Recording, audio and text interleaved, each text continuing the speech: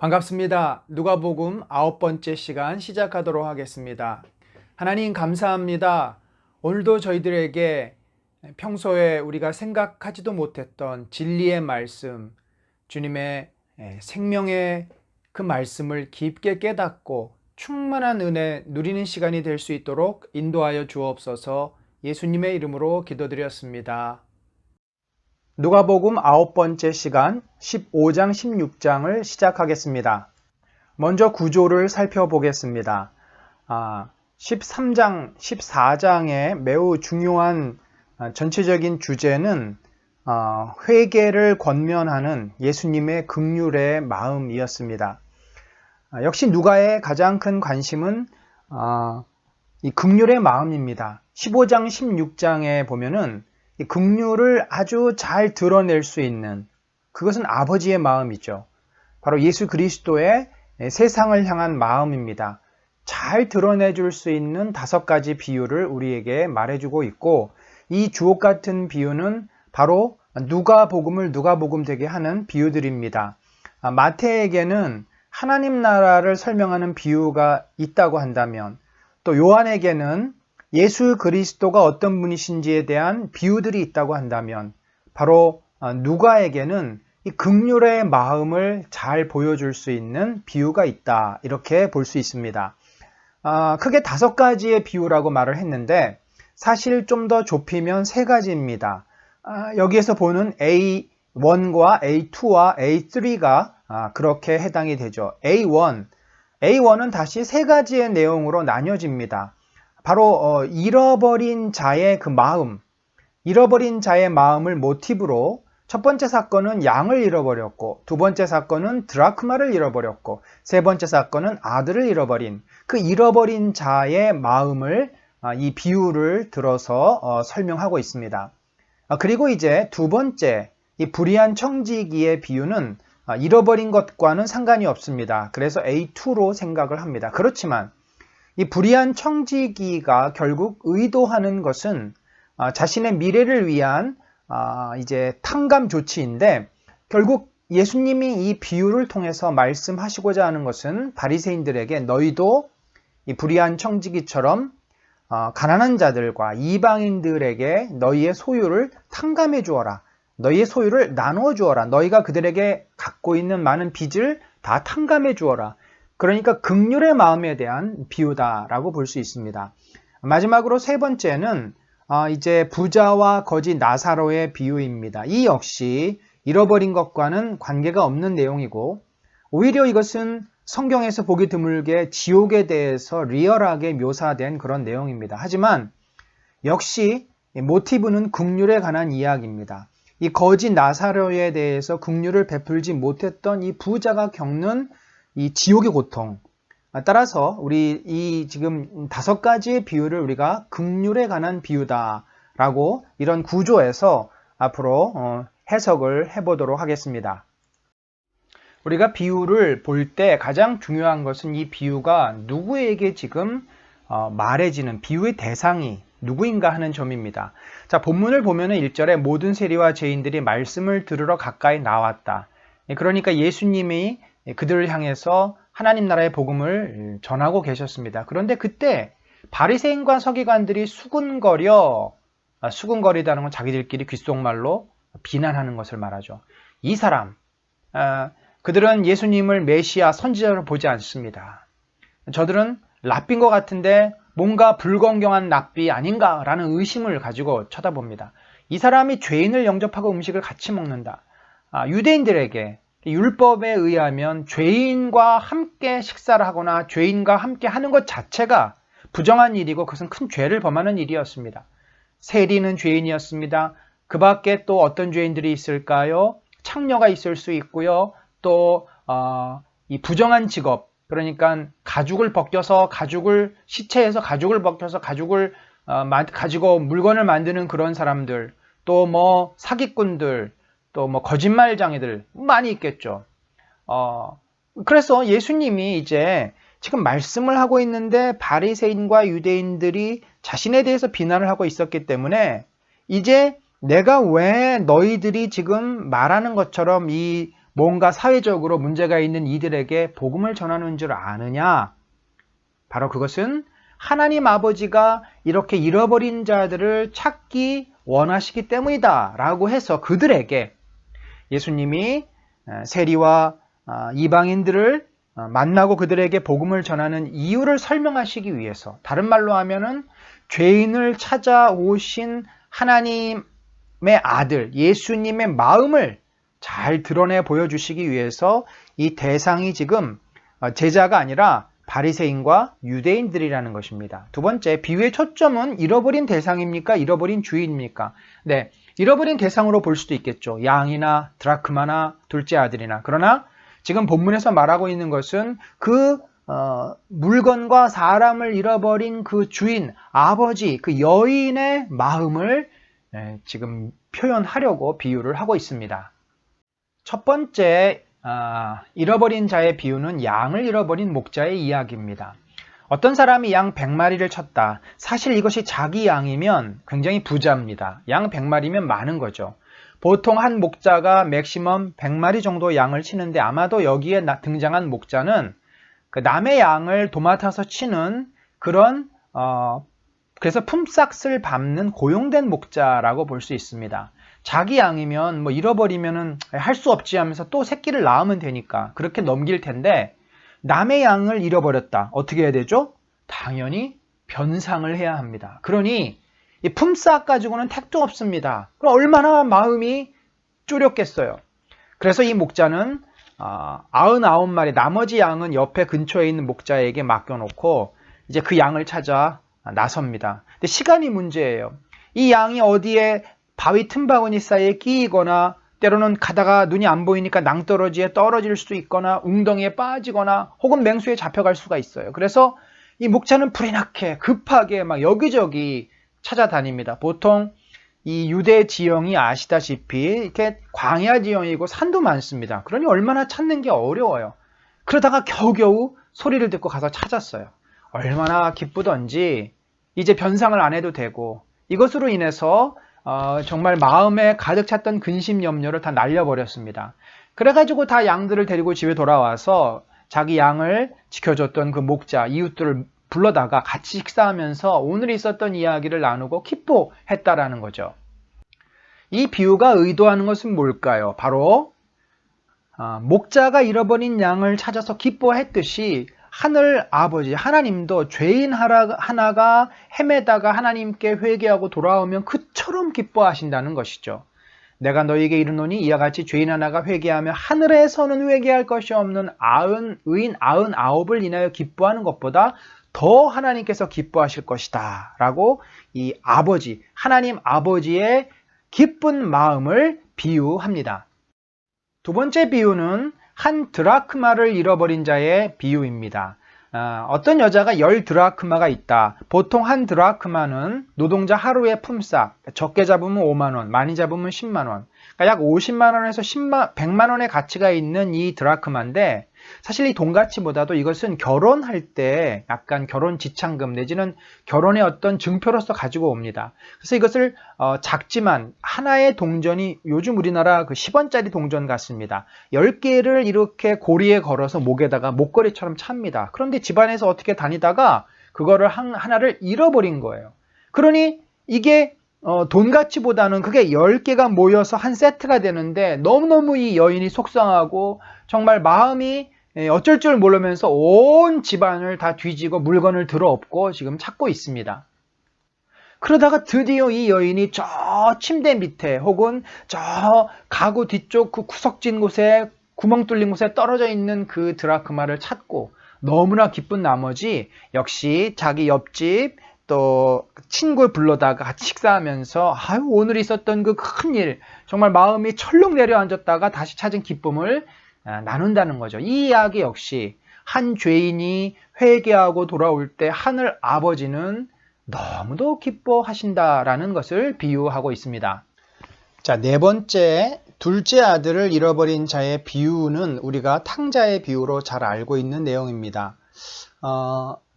이 아들은, 특별히 둘째 아들은 매우 불효자입니다. 살아있는 아버지에게 유산을 요구하는 것은 있을 수 없는 폐륜 중에 폐륜아의 짓입니다.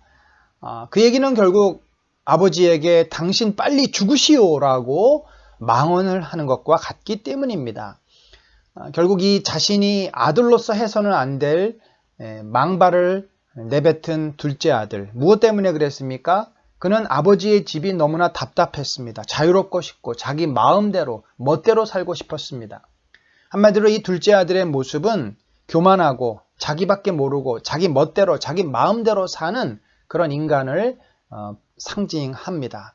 결국 그는 아버지에게 계속 졸라서 아버지는 그의 그 잘못된 태도와 잘못된 교만함과 아버지의 그 말씀 앞에 순종하지 않는 것을 결국 고치고 변화시키기 위해서는 이 아들이 집을 떠나서 고생을 해보지 않고서는 이 아들이 결코 변할 수 없다는 것을 알고 말도 안 되는 요구였지만 재산을 정리해서 아들에게 줍니다. 결국 아들은 이 재산을 가지고 먼 나라로 떠납니다. 거기서 무엇을 했겠습니까? 왕처럼 지냈죠. 하고 싶은 거 다 하고 먹을 거 실컷 먹고 누릴 거 실컷 누리고 탐욕과 쾌락 속에서 빠져서 살았습니다.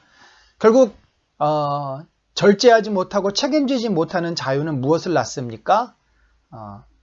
타락과 파멸을 가지고 옵니다.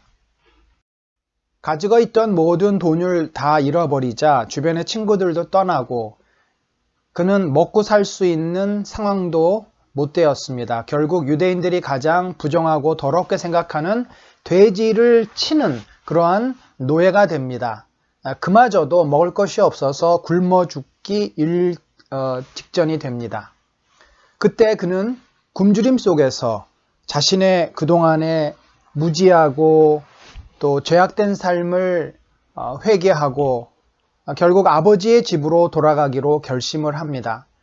인생이 자신의 죄를 인정하고 받아들이고 변화를 할 수 있는 때는 바로 가장 밑바닥까지 떨어질 때입니다.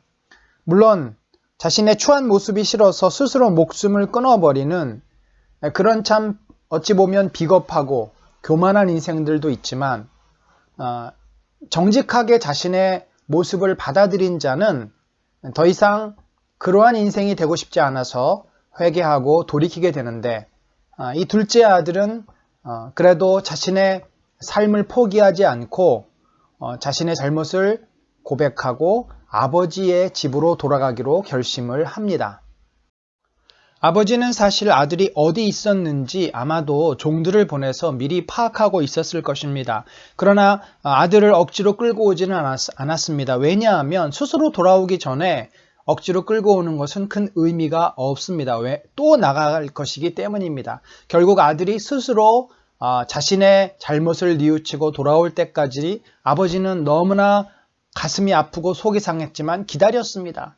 기다리면서 매일 집 밖에 나가 아들이 이제라도 오나 언제 오나 기다리며 아들이 돌아올 것을 애타게 기다리고 있었습니다. 그때 아들이 이제 거지의 꼴이 되어서 옵니다. 아버지는 멀리서 마을 어귀에 아들이 나타나는 것을 보고 급하게 달려가서 그 아들을 끌어안습니다. 사실 이 아들은 돼지를 치던 자이고 이방에 있다 왔고 또 아버지를 배반한 자이기 때문에 죄인 중에 죄인입니다.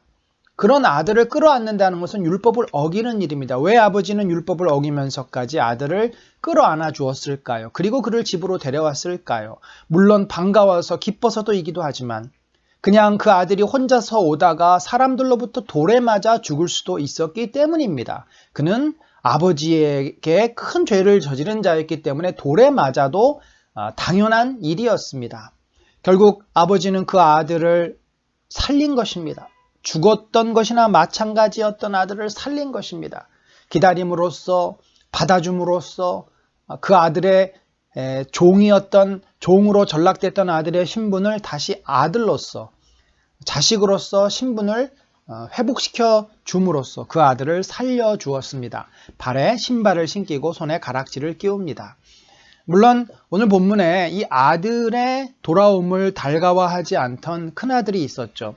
큰아들은 아들처럼 그렇게 집을 떠나거나 아버지에게 대못을 박지는 않았지만 그러나 내심 큰아들은 아버지의 재산을 노리고 있었습니다. 성실하게 일함으로써 아버지에게 인정받고 나머지 아버지가 죽으면 모든 유산을 자기가 차지하려고 했습니다. 그래서 둘째 아들이 돌아온 것을 못마땅했고 그를 인정하고 싶지 않았습니다. 그러나 아버지는 그 큰아들이 그렇게 말합니다. 네 동생이 살아왔는데 그를 불쌍히 여겨야 되지 않겠느냐. 내 집에 있는 모든 것이 다 내 것인데 뭐 이렇게 욕심을 내느냐. 그렇습니다. 우리 인생은 이 둘째 아들처럼 교만하고 자기 멋대로 사는 사람들이 있는가 하면 열심히 일해서 성공하고 모든 것을 내가 차지하려고 하는 탐욕의 눈이 먼 두 종류의 사람들이 있을 수 있습니다. 모두 다 누가 필요합니까? 아버지가 필요합니다. 모두 다 종으로서 살면 안 됩니다. 아들로서 살아야 됩니다. 오늘 본문에서 이 아버지는 잃어버렸던 아들을 다시 찾았을 뿐만 아니라 아버지와 함께 살았지만 아버지와 사랑의 관계를 맺지 못하고 아버지의 재산에 눈이 멀었던 그 큰아들의 탐욕과 그 잘못된 시각을 고쳐주시기를 원하셨던 것입니다. 네 번째 비유는 불충성한 청지기에 관한 비유입니다. 근데 이 예수님께서 이 비유를 지금 누구에게 하고 있습니까? 1절에 보면 또한 제자들에게 이르시되, 자, 이 불의한 청지기에 관한 비유는 제자들을 1차적인 대상으로 생각을 하고 말씀을 합니다. 그런데 14절에 보니까 바리새인들은 돈을 좋아하는 자들이다. 이 모든 것을 듣고 비유권을. 그러니까 제자들뿐만 아니라 그 옆에 바리새인들도 있었고 그들에게도 해당이 되는 그런 비유였습니다. 그러니까 이 불충성한 청지기의 비유는 제자들과 바리새인 모두를 대상으로 지금 하고 있는 비유다. 자, 어떤 내용인지 한번 봅시다. 우리가 가장 많이 오해하고 가장 많이 이해하기 힘든 비유 중에 하나가 바로 불의한 청지기의 비유입니다. 불충성한 청지기가 불의한 잘못된 어떤 행동으로서 그렇게 주인의 재산을 축냈는데 어떻게 이 사람을 본받으라고 하는가? 도대체 무엇을 본받으라고 하는가? 그것이 이 본문을 이해할 때 굉장히 궁금해하는 부분입니다. 자, 오늘 본문을 보면은 어떠한 청지기가 있었는데 이 사람이 성실하게 자기의 역할을 잘 하지 못했습니다. 주인의 재산을 책임지고 잘 관리를 하는 것이 청지기의 의무이고 임무입니다. 말하자면은 회사에 오너가 따로 있고 회사에 월급 사장을 두어서 CEO를 두어서 회사를 잘 운영하도록 했는데 이 CEO가 회사를 운영하지는 않고 맨날 나가서 놀고 그러다 보니까 회사가 어려워지고 또 주인의 주식을 갖다 팔고 뭐 이렇게 회사를 엉망으로 만드는 그런 모습이라는 거죠. 자, 그래서 이러한 청지기의 불충성과 낭비와 잘못된 태도를 듣고서 주인은 이 청지기에게 해고를 통보합니다. 우리도 뭐 그 즉시 모든 걸 놔두고 나가지는 않잖아요. 뭐 한 달씩 그렇게 월급을 받기 때문에 아마도 이번 달까지만 일하고 그만둬라고 이렇게 통보를 받은 것 같습니다. 이제 청지기는 주인의 재산을 관리하는 이 관리인으로서의 일할 수 있는 날이 며칠 이제 남지 않게 된 그런 상황입니다. 자, 주인으로부터 해고 통보를 받은 청지기, 드디어 올 것이 왔구나. 그러면서 그는 가만히 생각을 해봤는데 자기가 무슨 건강해서 노동을 해가지고 돈을 벌 수도 없고 그렇다고 이제 이 바닥에 자기의 이러한 이 잘못이 다 드러났으니 다른 데 가서 취직하기도 어렵고 도대체 어떻게 해야 내가 먹고 사나 고민을 하다가 한 가지 그가 아주 묘안을 생각해냅니다. 그것이 뭐냐면 주인에게 빚을 많이 진 사람들의 빚을 탕감해 줌으로써 그 탕감받은 사람이 자기에게 빚을 지게 만드는 겁니다. 고대시대는 상호성의 윤리에 따라서 내가 호의를 베풀었으면 저 사람들도 나에게 호의를 베풀어야만 합니다. 내가 주인의 빚을 탕감해 줬으니 저 사람들도 내가 주인으로부터 해고당한 다음에 내 생계를 책임져야 한다라는 거죠. 자, 그러한 방법을 그가 생각해 낸 것입니다. 자, 그럼 어떻게 했습니까? 주인의 빚을 진 사람들을 부릅니다. 그리고는 그들이 주인에게 진 빚 중에 상당히 많은 부분을 탕감해 주는데, 그러니까 주인으로부터 그들이 내야만 했던 이자 부분을 탕감해 주고 원금만 다시 적도록 합니다. 당시에 고대 유대인들은 동족끼리는 절대 이자를 받지 못하게 했습니다. 레위기에 보면은 이자를 같은 유대인끼리는 못 받게 돼 있고, 받으면은 그것은 율법을 어기는 겁니다. 따라서 이들이 어떻게 그 편법을 쓰냐면, 그래, 나 이자 안 받아. 대신에 이제 현물을 이자만큼 받는 거예요. 근데 그게 어마어마한 폭리입니다. 그러니까 작게는 20%에서 많게는 100%까지 폭리를 취합니다. 자, 본문에 보니까 기름 50말을 원래 빌리지 않았습니까? 그런데 100말로 쓴 겁니다. 그 얘기는 뭐예요? 나머지 50말은 이자라는 거예요. 왜 우리가 은행에서 대출을 하면은 그 대출 상환금 일부를 이렇게 빼고서 나머지 돈을 찾아가는 것처럼 빚을 지는데 빚을 예를 들어서 100만 원만 빚을 졌는데 200만 원 빚을 졌다고 그렇게 이제 쓰는 거죠. 또 밀을 빌릴 때는 80말을 빌렸는데 100말을 빌린 것으로, 그러니까 기름은 100%, 밀은 20%의 이자를 무는, 아주 고리의 이자를 그렇게 무는 상황이었습니다. 따라서 이제 이 청지기는 그 점을 가지고 사람들에게 호의를 베푼 겁니다. 자, 청지기는 채무자를 불러서 기름 50말 빌린 사람들에게 100말 썼던 걸 지우고 다시 50말이라 해라. 밀 80석 빌리고 100석으로 썼던 사람에게 다시 그것을 지우고 80석이라고 해라. 그러니까 새 차용증에 원금만 쓰도록 한 것입니다. 결국 이 청지기는 빚진 사람들에게 호의를 베풀었습니다. 어떤 호의를 베풀었습니까? 이자를 탕감해주는 호의. 그래서 주인은 받아야 될 이자를 날려버렸습니다. 그런데 대신에 그게 율법으로 볼 때는 주인이 그동안 율법을 어겼던 폭리를 취했던 것을 탕감해 줌으로써 율법을 그동안은 어겼는데 이제는 지키게 해준 거죠.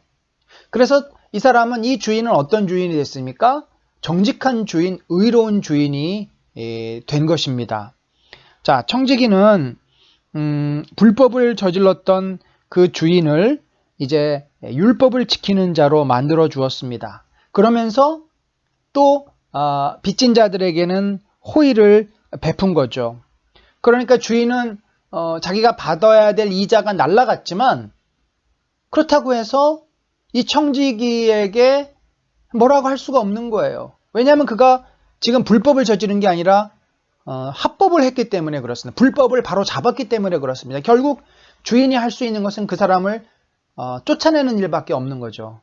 아마 주인은 헛웃음을 쳤을 것입니다. 실소를 내뱉으면서 이런 놈 봤나? 어이가 없으면서도 헛웃음이 나오는 겁니다. 결국 이런 방법을 통해서 청지기는 많은 사람들로부터 이제 신의를 얻습니다. 많은 사람에게 은혜를 그가 베풀었기 때문에 저 사람들이, 호의를 받은 사람들이 이제 청지기에게 책임을 져야 되는, 그래서 청지기는 쫓겨나도 자신의 미래를 보장받는 지혜로운 행동을 했습니다. 예수님께서 이 비유를 다 말씀하시고 자, 이렇게 바리새인들에게 권면을 합니다. 불의의 제물로 친구를 사귀라. 자, 이 말이 굉장히 어렵고 그리고 또 의미 있는 말인데, 아니 어떻게 불의의 제물로 친구를 사귀라는 말인가? 그러면 이 청지기처럼 주인의 것을 다 가지고 탕감시켜주면서 친구를 사귀라는 말인가? 자, 우리가 한번 봅시다. 불의의 제물로 친구를 사귀라. 그리하면 그 제물이 없어질 때 그들이 너희를 영주할 처소로 영접하리라. 자, 이 구절을 해석하는 힌트가 어디에 있냐면 바로 영주할 처소라는 단어입니다. 이 영주할 처소를 우리 좀 더 쉬운 말로 풀이하면 영원히 살게 될 성막이다. 이 세케나스라고 하는 이 성막은 장막, 덮다라는 동사이기도 하고 장막에 거한다, 성막에 거한다. 그래서 이것은 영원한 성막이란 의미입니다. 영주할 처소, 곧 하나님 나라를 말합니다. 하나님 나라로 너희가 들어가게 될 것이다. 그 얘기를 좀 더 쉽게 얘기하면 구원을 받을 것이다. 자, 그러면 이 이야기를 지금 제자들은 이미 구원을 받은 자들이니까 제자들에게 하는 것이 아니라 바리새인들에게 하고 있다라는 것을 알 수 있죠. 자, 그러면 이 불의한 제물로 친구를 사귀라는 말이 무슨 말입니까? 사실 그 바리새인들은 그 당시에 어떤 포지션에 있는 자들이었습니까? 바리새인과 유대 지도자들은 바로 고리 대금을 주는 자들이었어요. 그들은 청지기가 아닙니다. 그들은 막대한 부를 이미 고리 대금을 통해서 얻었던 자들이고 갈취했던 자들입니다. 부를 많이 모으고 있습니다. 그들은 탐욕에 눈이 먼 자들입니다. 따라서 이제 너희가 고리 대금업을 그동안 해왔는데 이제 그만 고리 대금업을 하고 고리 대금을 가지고 사람들을 착취하고 너희가 불의하게 얻은 재물, 이 비유의 청지기처럼 그 재물의 이자를 탕감해줘라. 가난하고 어려운 자들, 이방인들에게 너희가 그들로부터 빼앗았던 그 고리, 그 이자들, 재물들을 나누어 주라는 거죠. 그래서 그들과 친구가 되라는 것입니다. 그들에게 호의를 베풀라는 겁니다. 그러면 너희가 갖고 있던 많은 재산이 없어지겠지. 그 대신에 너희는 하나님이 계시는 천국으로 하나님께서 너희들을 인도하실 것이다. 그들이 너희를 영주할 처소로 영접하리라. 너희도 그들처럼 하나님의 나라에 들어갈 수 있다라고 말하고 있는 것입니다. 놀랍지 않습니까? 이 불의한 재물로 친구를 사귀라라고 하는 것은 결국 탐욕의 눈이 먼 그 당시의 바리새인들에게 이 가난한 자들, 너희가 비난하고 있는 헐벗은 자들, 이방인들에 대한 긍휼의 마음을 품고서 그들에게 너희 것을 나눠줄 때 너희도 천국에 들어갈 수 있다. 이 부자 청년에게 예수님이 말씀한 내용과도 일맥상통한다고 볼 수 있습니다. 그래서 이 불의한 청지기의 비유가 바로 긍휼에 관한 비유에 들어갈 수 있게 되는 거죠. 그런데 이 불의한 청지기의 비유가 또 바리새인들에게만 해당되는 것은 아닙니다. 제자들에 대한 권면도 됩니다. 맨 마지막 부분에 지극히 작은 것에 충성된 자는 큰 것에도 충성되고 지극히 작은 것에 불의한 자는 큰 것에도 불의하니라. 너희가 만일 불의한 재물에도 충성하지 아니하면 누가 참된 것으로 너희에게 맡기겠느냐. 자, 이것은 청지기로서 살아갈 제자들에게 또 하시는 말씀입니다. 자, 이 말은 무슨 말이에요? 악한 사람들도 자신의 그 살 길을 찾기 위해서, 미래를 위해서 남에게 긍휼을 베푼 줄 안다는 거죠. 또 율법을 지킬 줄 안다는 거죠. 그렇다고 한다면 너희는 누굽니까? 지금 제자들 아니에요. 예수 그리스도로부터 긍휼을 배운 자들이고 긍휼을 입은 자들입니다. 너희는 정말 불의한 일을 통해서 긍휼을 베푸는 게 아니라 의로운 일을 통해서 하나님의 율법을 지키고 하나님의 말씀대로 사랑을 베풀면서 그렇게 충성된 제자로서 살아야 함을. 그러니까 바리새인이나 또 세리들이나 죄인들이 그런 불법을 통해서 긍휼을 베푸는 그것도 참 귀하지만 더 귀한 것은 너희가 율법에 순종하면서 하나님 말씀대로 살면서 긍휼을 베푸는 것이다. 따라서 너희들도 이 바리새인들이 하는 의보다 너희가 더 의롭지 않으면 안 된다. 예수님이 마태복음에서는 그렇게 말씀하시잖아요. 너희의 의가 바리새인의 의보다 크지 않으면 안 된다. 바로 그런 맥락에서 이 말씀을 제자들에게도 주시고 계십니다. 여러분, 우리가 이제 이 5가지 비유를 보고 있는데 16장 14절에서 18절은 비유가 아니라 바리새인들에 대한 예수님의 이제 문제점들을 이렇게 모아놓고 있는데 놀랍게도 사실 이건 15장부터 16장 이 비유의 그 주 대상 중에 하나가 바로 바리새인이라는 거죠. 따라서 그들에 대한 이야기를 좀 더 하시면서 이제 마지막 부자와 나사로의 비유를 말씀하시는데 결국 불의한 청지기 비유와 부자와 나사로의 비유 사이에 이 말씀을 넣는다는 얘기는 지금 이 불의한 청지기뿐만 아니라 부자와 나사로의 그 가장 첫 번째 대상이 바로 이 바리새인과 같은 그런 태도를 가지고 살아가는 사람이라 할 수 있겠죠. 자, 그들은 어떤 태도를 가진 자들입니까? 네 가지를 예수님께서 말씀하시는. 첫 번째, 하나님보다 돈을 사랑하는 자들이다. 돈을 사랑하니까 이 불의한 청지기처럼 그 주인의 잘못된 폭리를 탕감해 주면서까지 불의한 그런 그 선행을 함으로써 하나님 나라에 들어갈 수 있다라는 예수님의 비유를 우습게 생각하는 거예요. 그거를 받아들이지 않습니다. 왜냐하면 그들에게는 돈이 더 중요했기 때문입니다. 또 이들은 어떤 사람들입니까? 높아지기를 좋아하는 사람들입니다. 여기 보니까 사람 앞에서 스스로 옳다 하는 자들이나 또 사람 중에 높임을 받는 그것은 결국 하나님께서 싫어하시는 일이라는 거죠. 그렇죠? 스스로 옳다고 하는 것은 뭐예요? 교만이죠. 하나님만이 옳으신 분인데 어찌 인간이 옳을 수 있습니까? 인간은 옳은 것을 선택만 할 뿐이지 인간 스스로는 절대 옳지 않습니다. 높임을 받는다. 인간은 결국 높은 존재가 아니에요. 자기의 포지션이 있어요. 그걸 망각하고 높이 올라가려고 하는 인간의 교만함, 어리석음이 바로 바리새인들에게 있고 하나님은 결코 그런 자들을 인정하고 존중하지 않으십니다. 또 이들은 율법주의에 빠져 있는 자들입니다. 예수님께서는 율법과 선지자는 요한의 때까지다. 그 후로부터는 하나님의 나라의 복음이 전파되어 사람마다 그 복음을 받아들여야 한다라고 하시는데 이들은 지금 예수님이 와서 복음을 전했음에도 불구하고 이 복음을 받아들였습니까? 안 받아들였습니까? 거부하고 있습니다.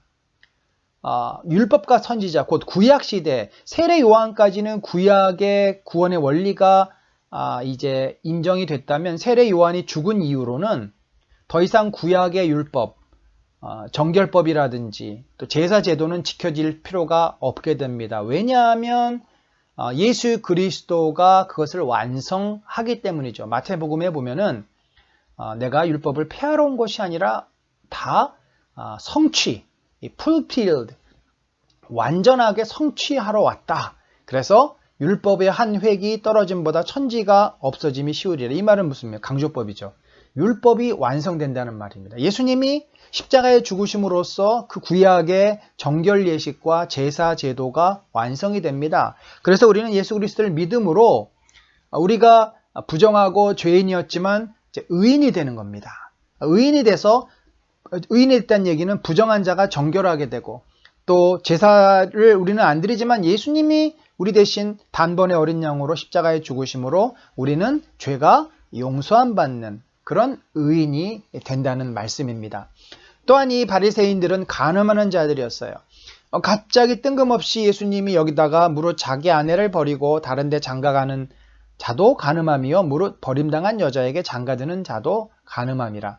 아마도 바리새인들은 자기들의 이 성적인 욕망을 위해서 그 부인들의 사소한 잘못, 밥을 하다가 빵을 굽다가 빵을 태운다든지, 음식을 짜게 만들었다든지 이러면은 음식을 못한다고 부인을 내쫓습니다. 이혼 증서를 써서 보내버립니다. 자기 집으로. 그리고는 다시 또 젊은 여자를 자기 아내로 받아들입니다. 얼마나 이혼을 쉽게 하는지 모릅니다. 또 이혼했던 다른 여자들도 자기 마음에 들면 또 결혼을 합니다. 이런 식으로 바리새인들은 합법을 가장해서 마음대로 여자들을 버리고 취하고 예수님이 뭐라 그랬어요? 이러한 간음 외에 이혼을 하면 그것은 다 간음하는 것이다. 정당한 사유 외에 이혼을 불허했는데 바로 바리새인들은 자기들은 정당하다고 했죠. 왜냐하면 이혼 증서가 있으니까. 그것은 다 잘못된 욕심으로 만들어낸 문서이기 때문에 그들은 간음하는 자들이다라고 말씀을 하고 있습니다.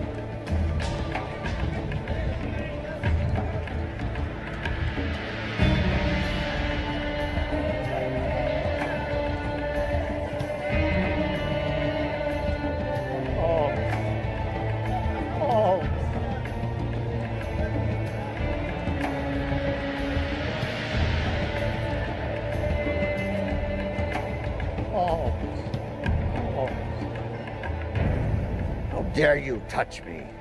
Do you want me to be unclean as well? I shouldn't even allow you to beg at my gate. Forgive me, sir, forgive me.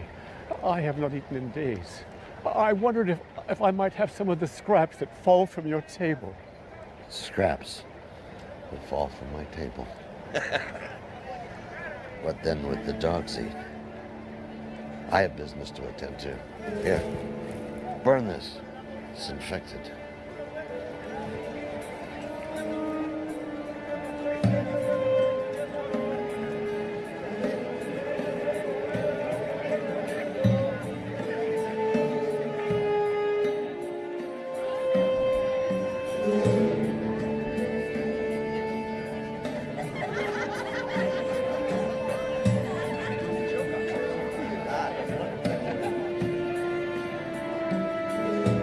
He's finally here.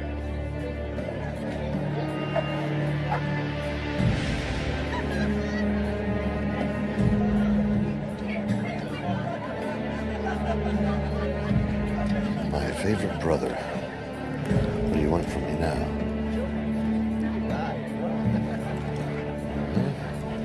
We've spared no expense today. I can see that. 어떤 부자가 있었는데 그는 자색 옷과 고운 베옷을 입고 날마다 즐겁고 호화롭게 살았다. 그런데 그 집 대문 앞에는 나사로라 하는 거지 하나가 헌데투성이 몸으로 누워서 그 부자의 상에서 떨어지는 부스러기로 배를 채우려고 하였다. 개들까지도 와서 그의 헌데를 핥았다.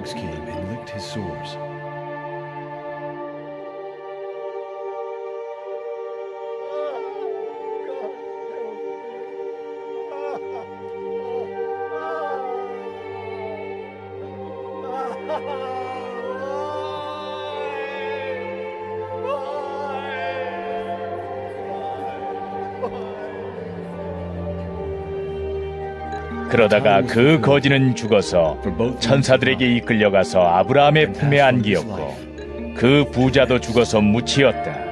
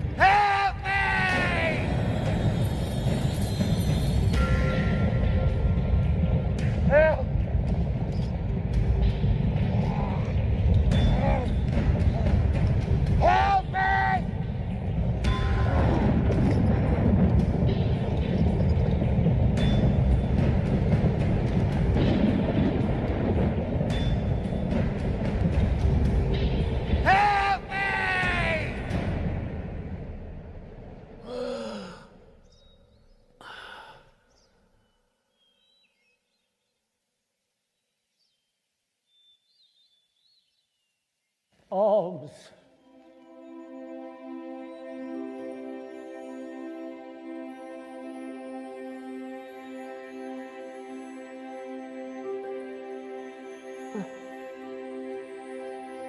Welcome. Father Abraham? Yes. Yes, I am Abraham. Welcome to paradise. Paradise? Yes, Lazarus. Paradise!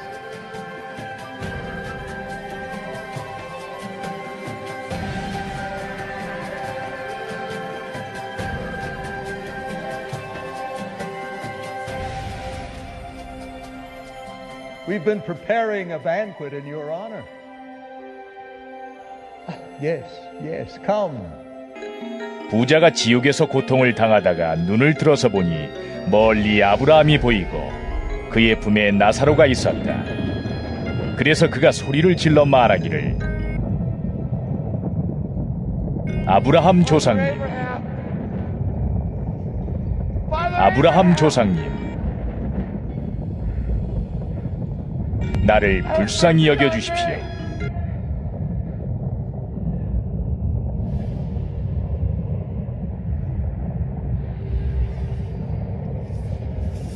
I saw you with Lazarus.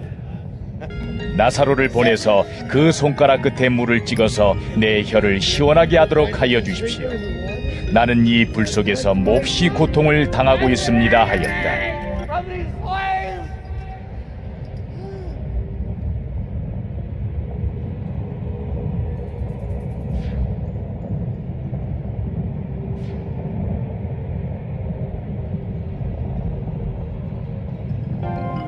그러나 아브라함이 말하였다. 얘야 되돌아 보아라. 네가 살아있을 동안에 너는 온갖 호사를 다 누렸지만 나사로는 온갖 괴로움을 다 겪었다. 그래서 그는 지금 여기서 위로를 받고 너는 고통을 받는다. 그뿐만 아니라 우리와 너희 사이에는 큰 구렁텅이가 가로놓여 있어서 여기에서 너희에게로 건너가고자 해도 갈 수 없고 거기에서 우리에게로 건너올 수도 없다. Father Abraham. 부자가 말하였다. 조상님 소원입니다. 그를 내 아버지 집으로 보내주십시오. 나는 형제가 5이나 있습니다. 제발 나사로가 가서 그들에게 경고하여 그들만은 고통받는 이곳에 오지 않게 하여 주십시오. That they too do not come to this place of torment. 그러나 아브라함이 말하였다. 그들에게는 모세와 예언자들이 있으니 그들의 말을 들어야 한다. 부자는 대답하였다. 아닙니다, 아브라함 조상님. 죽은 사람들 가운데서 누가 살아나서 그들에게로 가야만 그들이 회개할 것입니다. 아브라함이 그에게 대답하였다. 그들이 모세와 예언자들의 말을 듣지 않는다면 죽은 사람들 가운데서 누가 살아난다고 해도 그들은 믿지 않을 것이다. No. Please. No. Please. No.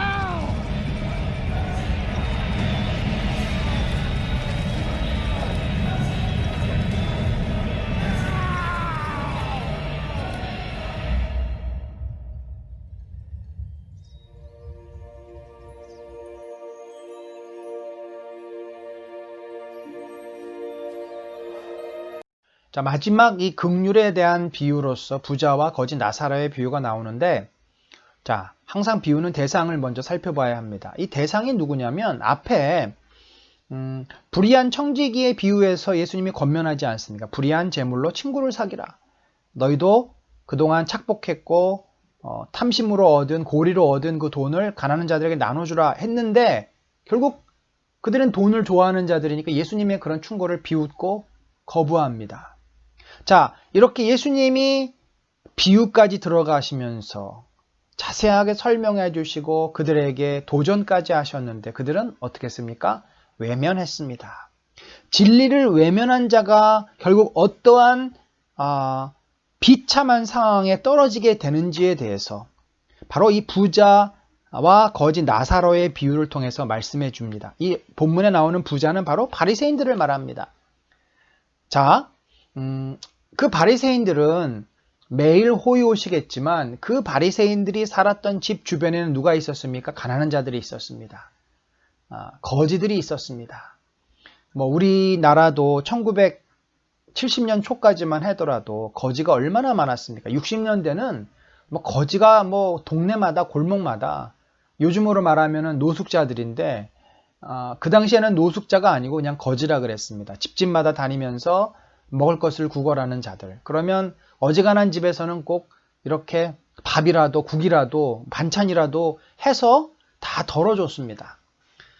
그런데 이 부자는 자기 집 대문에서 그 집에서 나오는 음식물 쓰레기로 연명했던 나사로라는 거지를 매일 보면서 집 문을 들어가고 나가지 않습니까? 그런데 그는 본문에 한 번도 그에게 따뜻한 밥 한 끼 대접했다고 나와 있지 않습니다. 그냥 음식물 쓰레기 먹고 그가 살았다. 얼마나 그가 병약하고 못 먹고 헐벗었으면 개들이 와가지고 그 상처난 곳, 종기난 곳을 핥았다. 그러니까 이 부자는, 곧 바리새인들은 가난한 자들에 대해서 눈꼽만큼의 자비의 마음도 없습니다. 부자의 외면과 무시 속에서 거지 나사로는 정말 지옥과도 같은 매일매일을 그가 보내지 않았겠습니까? 그는 이 지옥 같은 매일을 보내면서 몸도 마음도 지쳤습니다. 그가 유일하게 기댈 수 있는 것은 이 부자가 아니었습니다. 사람이 아니었습니다. 결국 하늘을 향해서 호소할 수밖에 없습니다. 하나님, 나 좀 살려주십시오. 내가 배고파서 죽겠고 아파서 죽겠고 아무도 나를 돌봐주지 않습니다. 그는 절망적인 상황에서 자신의 이 상황을 외면하지 않고 이 상황을 끌어안고서 이 고통을 하나님께 하소연합니다. 하나님 앞에 긍휼을 구한 겁니다. 그랬을 때 그 다음 장면이 뭡니까? 하나님의 그 긍휼을 구했던, 자비를 구했던 이 거지 나사로는 누구의 품에 안겼냐면 아브라함 품, 곧 이것은 천국을 말합니다. 그는 죽어서 그 육신은 점점 지옥과 같은 그 더럽고 불결하고 또 못 먹고 면역이 얼마나 떨어졌겠습니까? 질병 속에 있다가 결국 죽게 되었는데 그의 영혼은 하나님 나라로 들어가서 아브라함 품 안에 있다. 그가 참된 평안과 안식을 누렸다는 말입니다. 하지만 매일매일 호의호식하던 부자, 자기 눈앞에 벌어졌던 지옥을 경험하는 사람을 외면했던 그 얘기는 뭐예요? 이 나사로를 보면서 저 사람이 지옥과 같은 삶을 사는구나. 인간은 언젠가 지옥에 갈 수 있구나. 이것을 이 부자는 깨달았어야 되는데 그 지옥을 외면한 것입니다. 나사로를 외면했다는 얘기는 자기가 앞으로 가게 될 지옥을 스스로 외면한 겁니다. 바리새인들은 예수님의 충고와 권면을 외면합니다. 남의 이야기를 듣지 않습니다. 자기 스스로 옳다고 생각합니다. 요즘 남의 말을 듣지 않는 정치인들과 같죠. 자기들의 생각으로 모든 사실을 왜곡시키고 거짓을 진실로 둔갑시켜서 합리화시키는 이런 정치인들의 모습이나 바리새인들의 모습이 다를 바가 없습니다.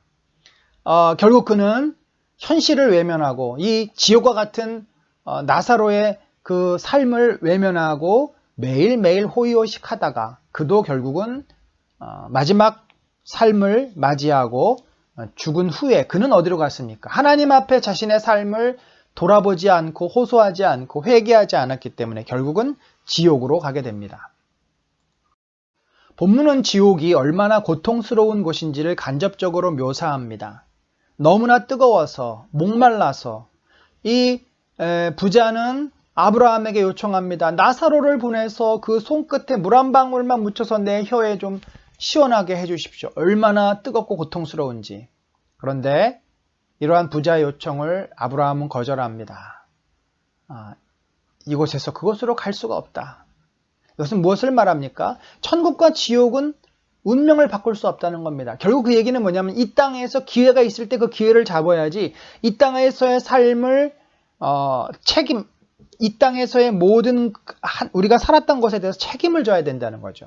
그 책임을 외면하고 거부할 수가 없다는 이야기입니다. 결국 부자는 자기는 이제 틀렸지만 지옥에서 천국으로 갈 수 없지만 자기 가족들이라도 이곳에 오지 않도록 했으면 좋겠다라는 생각으로 다시 한번 부탁을 합니다. 나사로를 좀 제발 저 세상에 보내서 이 지옥의 무서움을 좀 알려주십시오. 그러면 우리 가족들이 정신 차리고 하나님 믿고 천국으로 갈 수 있지 않겠습니까? 그런데 이것마저도 거절을 합니다. 여러분, 이런 태도는 마치 그런 거예요. 기적을 보여주면 내가 믿겠습니다. 그것은 마치 이 예수님에게 표적을 구하는 유대인들과 같습니다. 이미 예수님께서는 기적을 보여주셨어요. 자신의 메시아됨을 보여주셨어요. 그런데 그들이 그것을 보면서도 받아들이지 않는 겁니다. 왜냐하면 자기들이 그린 그림과 맞지 않으니까. 분명 메시아가 와서 기적을 행한다고 했습니다. 그런데 그 자기가 생각하는 메시아의 얼굴이 아니에요. 메시아의 모습이 아니에요. 그러다 보니까 예수님의 능력을 메시아가 아닌 귀신의 힘을 빌려서 했다라고 그들이 주장하는 겁니다. 아무리 표적을 보여줘도 자기들의 그 마음에 들지 않으면 결국 받아들이지 않는 유대인. 아무리 지옥으로부터 나사로가 가도 결국 믿음이 없으면 나사로의 이야기를 그들은 받아들이지 않는다라는 거죠. 여기서 아브라함이 매우 중요한 말씀을 합니다. 물론 여기서 아브라함은 유대인들의 입장에서는 아브라함이 그들의 그 믿음의 조상이고 바로 그들이 천국에 가면은 만날 수 있는 가장 권위적인 인물로 그렇게 생각을 합니다. 그래서 이 예수님의 비유에서 아브라함을 이 유대인과 대화하는 대리인으로 내세웁니다.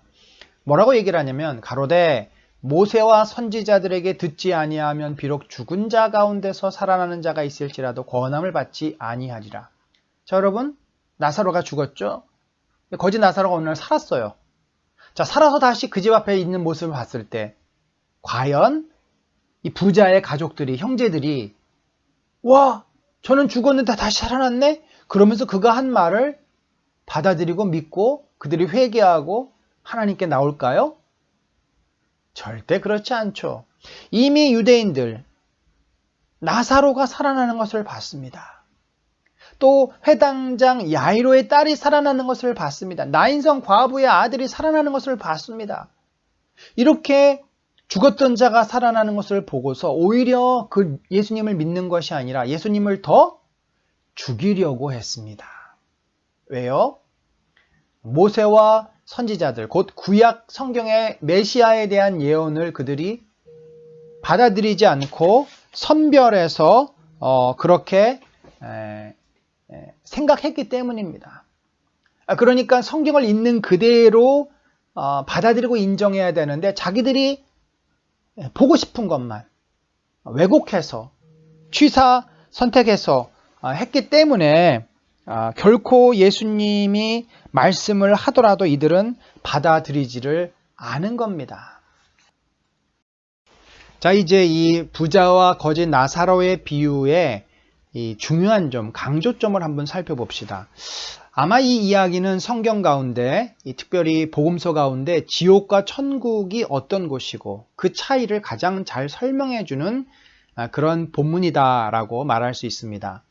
여러분, 우리가 이 땅에서 산 대로 반드시 보상과 또 심판을 받습니다.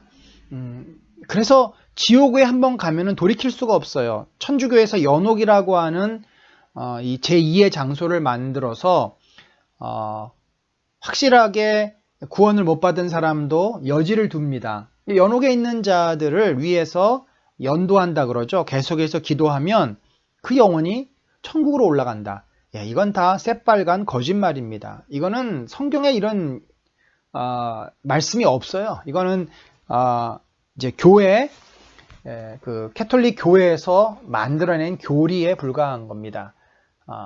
뭐 인간적으로는 얼마든지 그럴 수 있죠. 예수 안 믿고 죽은 자기 부모가 그래도 선하게 살았는데 선행을 했으니까 아마 지옥에 안 가고 연옥에 갔을 것이다. 그래서 우리가 더 열심히 그를 위해서 기도하면 하나님께서 그의 영혼을 구원해 주실 것이다.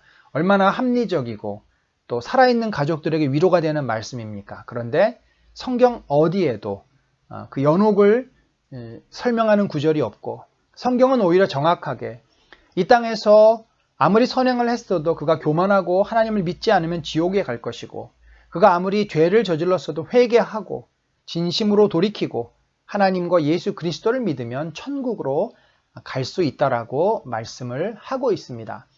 천국과 지옥은 인간의 선행으로 가는 곳이 아니고 그 존재는 분명히 있고, 그리고 그것은 한번 들어가면 결코 바꿀 수 없는, 그래서 이 땅에서 우리가 얼마나 예수 그리스도를 반드시 믿어야 되는지, 이 구원의 중요성을 다시 한번 우리는 이 말씀을 통해서 알게 됩니다. 자, 두 번째로 우리가 많은 질문을 하죠. 어떤 지구촌의 어떤 곳에서는 나라가 부패해서 백성들은 가난하고 굶주리고 어린아이들이 굶어서 죽고 말라리아 걸려서 죽고, 지도자들이 악해서 착취가 일어나고 7살, 8살짜리 아이들이 학교를 가는 게 아니라 노동 현장에서 고통을 당하고 있고, 이런 지구촌의 모습을 우리는 직면하고 있습니다. 자, 이렇게 인간들이 직면한 지옥 같은 현실, 얼마나 이 땅 곳곳에 지옥 같은 현실들이 있습니까?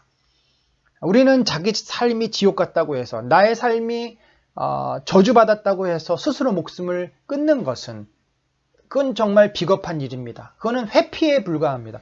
고통을 잊어버리려고 회피하는 것입니다. 그럼 어떻게 됩니까? 직면해야 됩니다. 그러면 누구 앞에 직면해야 됩니까? 바로 자신을 창조한 창조주 앞에 직면해서 하나님께 자신의 고통을 이야기하고 하나님을 찾으면, 설령 그가 이 땅에서 고통을 극복할 수 있는 길이 열릴 수도 있겠지만, 열리지 않는다 하더라도 그의 영혼은 하나님으로부터 구원을 받게 될 것입니다. 반면에 지옥을 경험하는 것이 아니라 마치 천국을 사는 것 같은, 많은 것을 누리고 많은 것을 가진 자들, 이런 사람들은 자신의 삶이 영원할 것처럼 착각을 합니다만 삶의 객관성을 가져야 되겠죠.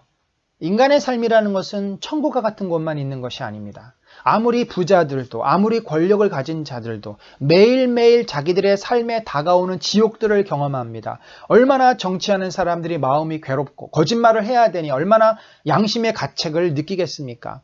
지금 사실 정부 관료들, 또 정치하는 사람들, 양심의 가책을 느끼지만 그것을 덮고 무시하고 눌러버리고 사는 사람들이 한둘이 아닐 것입니다. 매일매일 경험되는 지옥, 내가 누군가를 없애버리기 위해서, 누군가를 죽이기 위해서 거짓말을 하고 있는 많은 사람들, 진실을 왜곡하고 권력을 차지하기 위해서 그런 그 죄를 저지르고 법을 어기고 있는 많은 사람들, 그런 사람들은 이 지옥과 같은 현실을 직면하지 못하고 외면하는 것입니다. 이렇게 외면하면요, 결국 나중에 어떻게 돼요? 지옥에 떨어집니다. 바로 부자가 그런 사람의 표본이에요.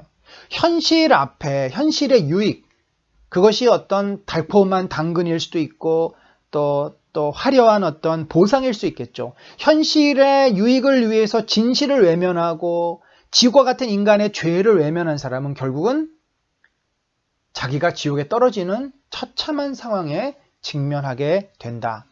따라서 결국 인간이 구원을 얻으려면 표적, 눈에 보이는 증거로는 불가능합니다. 아무리 하나님이 살아계신 것을 눈으로 보여줘도 마음에 자기 자신이 얼마나 죄인인 것을 인정하고 사실을 객관적으로 보려고 하는 그런 눈이 열리지 않으면 자기 자신을 포함해서 세상을 왜곡된 시각으로 보고 그러니 하나님을 볼 수 있겠습니까? 인정하지 않습니다. 우리가 하나님의 말씀을 소중하게 여겨야 되는 것, 진리로 받아들여야 되는 이유는 그것만이 객관적이고 세상의 모든 것을 정확하게 설명해 주고 있기 때문입니다. 세상 사람들은 성경은 종교를 믿는 사람들을 위한 것이다라고 얘기를 합니다. 그러나 우리가 볼 때 성경은 인간을 가장 정확하고 객관적으로 설명합니다. 인간의 죄와 어둠과 악함과 모든 것을 다 말합니다. 인간의 선한 면도 이야기하지만 인간의 본질이 어떤가, 인간이 그렇게 살다가 결국 왜곡되게 살고 거짓되게 살다가 어떻게 비참한 최후를 맞이하게 될 것인지를 정확하게 얘기해 줍니다. 그런데 세상 사람들은 자신들의 그 악하고 그 죄악 가득한 삶을 보고 싶어 하지도 않고 인정하지도 않고 다 덮어버립니다. 좋은 이야기만 합니다. 장밋빛 꽃 이야기만 합니다. 꽃길 이야기만 합니다. 그러다가 어느 순간 죽음을 맞이했을 때 덜컥 그 저주 앞에 직면하고 지옥으로 떨어지게 되는 것이 이 땅의 사람들의 삶입니다. 따라서 진리의 말씀, 하나님의 말씀을 믿고 받아들이는 자만이 구원을 얻을 수 있다. 자, 이렇게 함으로써 예수님이 바리새인들에게도 끝까지 포기하지 않으시고 너희가 자신들의 어리석고 표적을 구하는 왜곡된 시각을 버리고 나의 말씀을 또 내가 메시아됨을 객관적인 이 사실을 받아들임으로써 구원을 받아야 한다라고 끝까지 말씀을 하고 있습니다. 예, 이제 오늘 성경 공부를 마무리하겠습니다. 오늘 우리가 살펴본 내용은 이 누가복음의 꽃이라고 할 수 있을 5가지의 특별한 비유입니다. 이 비유를 전체적으로 아우를 수 있는 단어가 있다면 긍휼입니다. 바로 그것은 하나님 아버지의 마음이고 우리가 탕자의 비유로 잘 알고 있는 그 둘째 잃어버린 아들의 비유에서 나오는 그 아버지의 마음입니다. 자, 이 마음을 갖는 것이 예수님의 바람이시죠. 제자들에게도 그리고 특별히 예수님 주변에서 항상 예수님을 비난하던 바리새인과 또 그 유대인들에게 너희도 이런 마음을 품어야 되지 않겠니? 하나님도 너희를 향해서 지금 안타까운 마음으로 기다리고 계신다. 바로 둘째 아들이 다시 돌아왔을 때 자신의 유산과 상속받을 것이 사라질 것을 싫어해서 잔치에 들어오지 않았던 첫째 아들, 바로 그 사람들이 바리새인들과 유대인들의 모습입니다. 예수님은 죄인과 세리들, 이방인들을 바로 잃어버린 양으로 생각하시고 그들을 찾아서 오셨습니다. 둘째 아들 바리새인, 유대인들, 그들은 이 둘째 아들 같은 세리들, 죄인들, 이방인들을 싫어합니다. 그래서 예수님은 안타까운 마음으로 이 유대인들에게, 바리새인들에게 너희도 이 아버지의 마음을 품고 저들을 바라봐야 한다. 특별히 우리가 이 긍휼의 마음을 품으면서 깨달아야 할 것은 예수님이 죄인과 세리들에게만 그런 마음을 가지신 것이 아니라 유대인들, 바리새인에게도 안타까운 마음을 갖고 계셨음을 우리는 지난 시간에도 보았고 오늘 또 보게 됩니다. 바로 불의한 그 청지기의 비유에서 너희가 이 불의한 재물로 친구를 사겨라. 그러니까 너희도 더 이상 탐욕에 눈이 멀어서 불의한 재물을 모으는데 인생을 허비하지 말고 그건 내려놓고 나처럼 저들에게 이 긍휼의 마음을 품고 너희도 하나님의 은혜 가운데 나가고 또 저들도 함께 어우러질 수 있는 공동체, 바로 그게 초대교회 공동체죠. 누구나 들어와서 한 가족이 되는 그런 복된 은혜를 누려라 라고 끊임없이 예수님께서 바리새인과 유대인들에게 권면하고 계십니다. 사랑하는 성도 여러분, 오늘날 우리 시대도 마찬가지입니다. 우리가 어떤 마음을 품어야 할까요? 첫째는 우리가 바로 죄인들입니다. 세리입니다. 이방인들입니다. 그래서 주님의 그 긍휼의 마음으로 우리가 주님께 나왔습니다. 너무나 감사합니다. 따라서 역시 우리도 그 긍휼의 마음을 품고 죄인들, 세리들, 이방인과도 같은 그러니까 하나님의 은혜에서 벗어나 있는 자들을 향해 나가야 되겠죠. 그들을 비난만 하고 그들과 나를 분리만 시키고 그런 태도는 바로 유대인과 바리새인의 태도입니다. 첫째 아들의 마음입니다. 예수님이 이것이 얼마나 중요하고 이것이 얼마나 절대적인 우리 제자들에게 사명인지 무엇을 통해서 확신시켜 주시고 깨닫게 하셨습니까? 바로 마지막 부자와 거지 나사로의 비유입니다. 선지자와 이 율법의 말씀, 곧 성경 말씀, 예수님이 가르쳐준 진리의 말씀을 받아들이지 않으면 아무리 기적을 보아도 예수님을 믿지 못하고 그 결과 어떻게 됩니까? 지옥에 떨어지게 됩니다. 우리는 지옥의 존재에 대해서 증명할 방법이 없습니다만 그러나 하나님께서 이 역사 속에서 지옥을 보게 하셨고 경험하게 하셨습니다. 우리가 견딜 수 없는 고통스러운 그 순간들이 이 인간의 역사 속에 얼마나 많이 일어나고 지금도 지옥 가운데 사는 사람들이 얼마나 많습니까? 눈에 보이는 인간의 삶 속에도 이 지옥은 리얼입니다. 현실입니다. 그러니 영적인 세계에서 그 지옥은 말할 수가 없겠죠. 우리는 이 말씀을 통해서 천국과 지옥을 확신하게 됩니다.